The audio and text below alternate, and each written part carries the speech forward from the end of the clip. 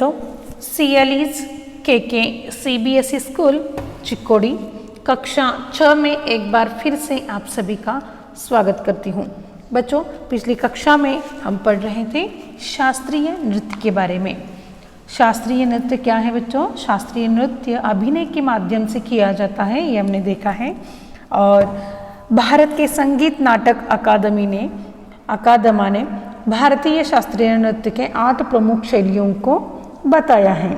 उसमें भरतनाट्यम, कथक, कथकली, कुचिपुड़ी, मणिपुरी, मोहिनी अट्टम, ओडिसी, सत्रिया। ठीक है बच्चों, ये 8 प्रमुख शैलियाँ हैं।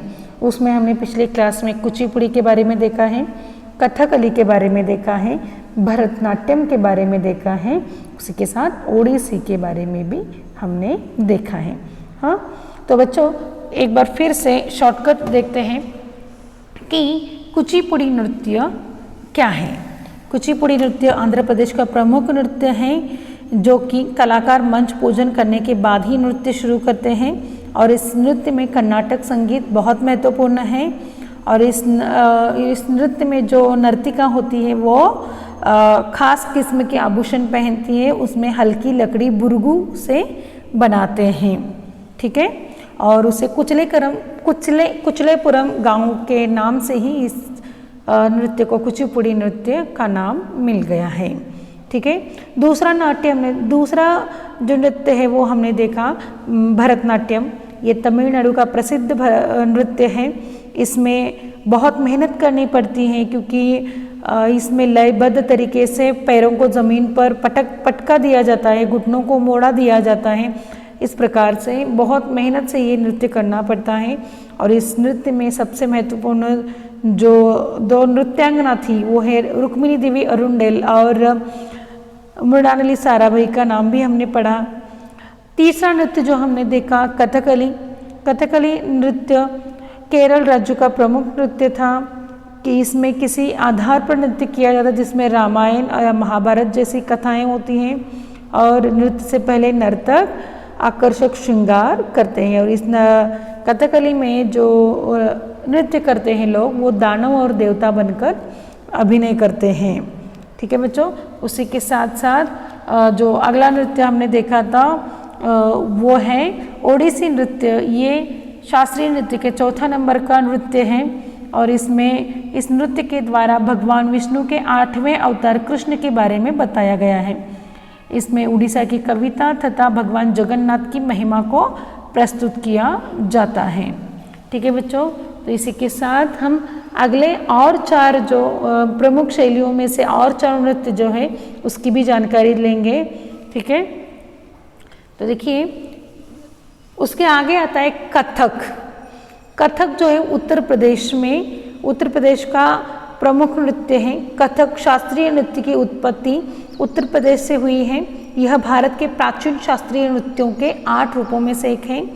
प्रसिद्ध कथक नृत्य कथा या कथावाचकों से लिया जाता है, जो लोग कथक नृत्य की पूरी कला के दौरान कहानियाँ सुनाते हैं, ठीक है। अगला नृत्य जो है वो देखिए मणिपुरी नृत्य।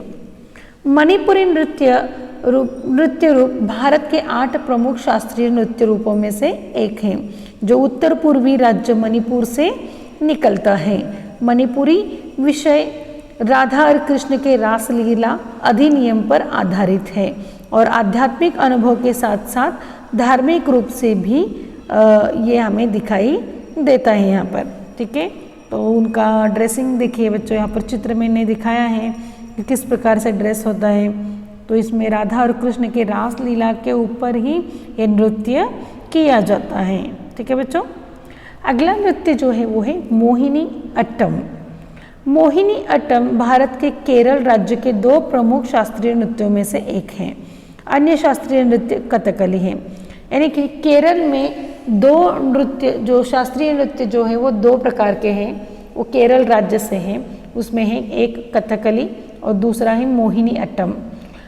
और ये 2 नृत्यों के साथ ये दोनों नृत्य भारतीय प्रमुख शैलियों में ली गई हैं। मोहिनी अट्टम नृत्य में एक लोकप्रिय नृत्य रूप है, जो सूक्ष्म इशारों और नक्शे कदम के साथ किया जाता है। यह परंपरागत रूप से व्यापक प्रशिक्षण के बाद ही महिलाओं द्वारा किया जाने वाला एकल नृत्य है। ठीक है, यहाँ पर देखिए अंतिम नृत्य जो है वो सत्रिय नृत्य।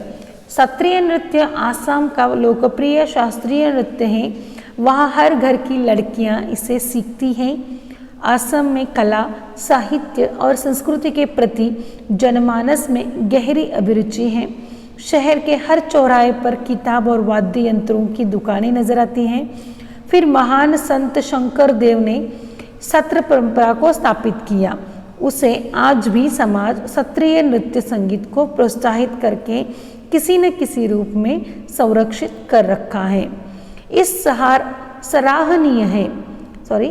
क्रम में संगीत, नाटक अकादमी का प्रयास भी सराहनीय है। यह तथ्य भी महत्वपूर्ण है कि कुछ कलाकार अपने प्रयासों से सत्रिय नृत्य को आसाम के अलावा देश के सभी प्रदेशों में लोगों से इसे परिचित करवाने की कोशिश में जुटे हुए हैं। इसमें एक नाम नवोदित नृत्यांगना मीनाक्षी मेधी का है। तो बच्चों, ये जो सत्रिय नृत्य है ये आसाम का लोकप्रिय नृत्य है और आसाम के हर घर की लड़कियां ये नृत्य सीखती हैं। साहित्य और संस्कृति के प्रति ये इसमें लोगों में बहुत गहरी आशा है। शहर के हर चौराहे पर किताब और वाद्य यंत्रों की दुकानें नजर आती हैं आपको। आसाम के हर घर और दुकानों पर यहाँ पर किताब और वाद्य यंत्रों की दुकानें नजर आती हैं। उसमें शंकर देव ने सत्र परंपरा को शुरुआत किया उसमें, और जो नृत्यांगना है वो है मीनाक्षी मेधी का नाम आज। और इस सत्रिय नृत्य को देश के हर कोने कोने तक पहुंचाने का काम अब किया जा रहा है। ठीक है बच्चों, अब अंतिम यहाँ पर मैंने दिया है, देखो बच्चों, कर्नाटक के क्षेत्र में ज़्यादातर यक्षगान किया जाता है बच्चों। ये शास्त्रीय नृत्य में नहीं है लेकिन ये एक लोक कला है। तो एक आज इस शास्त्रीय नृत्य के साथ साथ आज हम यहाँ पर एक लोक कला की भी जानकारी लेंगे, वो है यक्षगान। कर्नाटक के तटीय क्षेत्र में किया जाने वाला एक प्रसिद्ध लोक नाट्य है।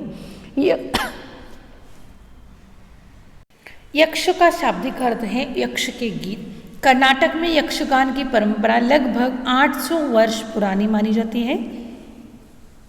इसमें संगीत की अपनी शैली होती है जो भारतीय शास्त्रीय संगीत, कर्नाटक और हिंदुस्तानी शैली दोनों से अलग है। ठीक है, यह संगीत, नृत्य, भाषण और वेशभूषा का एक समृद्ध कलात्मक मिश्रण है। इस कला में संगीत, नाटक के साथ साथ नैतिक शिक्षा और जन मनोरंजन जैसी विशेषताओं को भी महत्व दिया जाता है।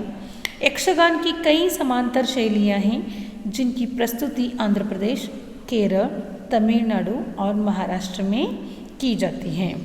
तो बच्चों, आज यहाँ पर हमने और 4 शास्त्रीय नृत्यों की जानकारी ली है बच्चों।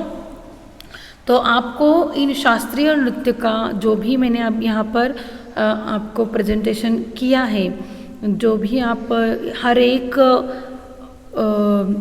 एक चित्र के साथ जो विश्लेषण यहाँ पर दिया गया है उसको आपको अपने बुक में लिखना है और चित्रों को भी आपको लगाना है। ठीक है बच्चों, और उसी के साथ हम अगले क्लास में भारत के लोक नृत्यों के बारे में भी हम जानकारी लेने वाले हैं। तो बच्चों, इसके साथ ये कक्षा यहीं पर समाप्त होती है। आशा करती हूँ कि शास्त्रीय नृत्य ये पाठ आपको अच्छी तरह से समझ में आया होगा। इस पाठ में एक बार फिर से कहती हूँ, इस पाठ में भारत के शास्त्रीय नृत्यों की जानकारी दी गई है जिसमें 8 प्रमुख शैलियाँ हैं जिनके चारों के यहाँ पर इस आपके पाठ्यपुस्तक में दिए गए।